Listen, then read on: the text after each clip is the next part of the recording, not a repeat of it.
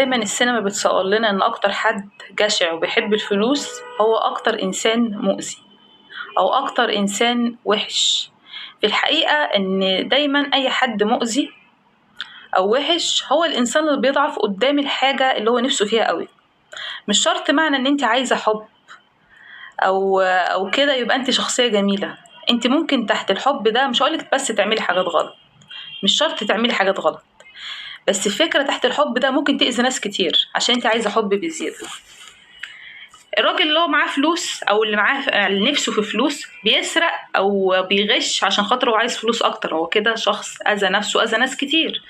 بس دي حاجة واضحة، انت مش احسن منه على فكرة. انت حبك او احتياجك للحب ده ممكن يخليكي تخربي بيوت، ممكن يخليكي تخربي بيوت وتقولي اصل انا بس لو مفيش مشكله هبقى زوجه تانية. في الحقيقه انت بتكوني كسرتي خربتي البيت ده، كسرتي قلب الست المسكينه دي. انت نفسك ما ترضيش ان يتعمل فيكي كده.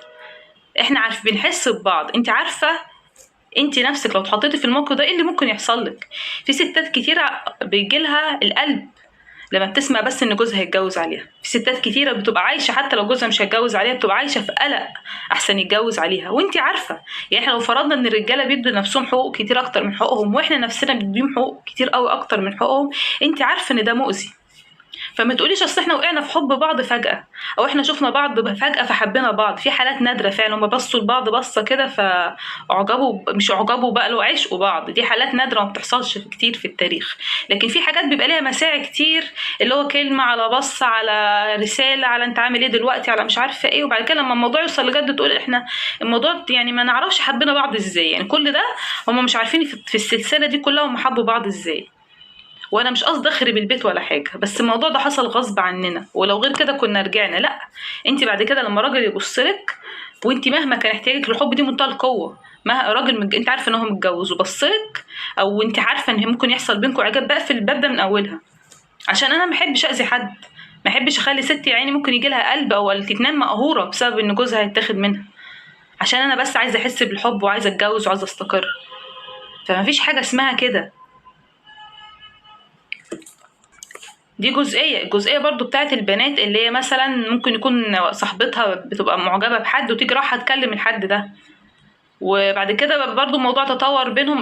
مش برضو بقصدش حاجة وحشة، أنا بتكلم على حب اللي هو يعني اللي هو في الإطار المحترم. يعني يتطور بينهم برضو في نفس الإطار المحترم ده ويتقال إيه ويتقال لا أصل الموضوع ما عرفناش حبينا بعض إزاي، ما نعرفش الموضوع ده حصل إزاي. خراب البيوت مش بالسهل يا جماعة. ده في الجزء الاول. في الجزء التاني اللي بتكلم فيه دلوقتي ده كسرة القلب مش بالسهل. انت تكسري قلب صاحبتك او حتى اي بنت انت شايفاها مرتبطه بحد او مخطوبه حتى اصل هو بس مخاطبها، اصل هو بس ما قالهاش على فكره حتى ان انا معجبه بايه، بس انت عارفه ان هي معجبه بيه، انت عارفه ان انا معجبه بيه، رايحه له ليه؟ عارفه ان ده يأذيها. انت ما بترضيش حد يعمل معاكي كده. لقيت نوميه معيطه وقلبها مكسور. وبعد برضو كل الاذى ده نرجع نقول احنا يا رب اللي بيحصل لنا ده بلاء ولا عقاب. يعني برضو بنبقى في الحيره بتاعت احنا مش عارفين ده بلاء ولا عقاب. لا، عقاب عشان تلم نفسك وعشان مش تحت الحب. نفسي في حب ونفسي في استقرار، فانا هضيع هاخد ده من صاحبتي واصل هو اعجب بيا واديله بقى بصات واديله مش عارفه ايه، وبعد كده سبحان الله مش عارفين بعض حبينا بعض ازاي. معرفش ده حصل ازاي.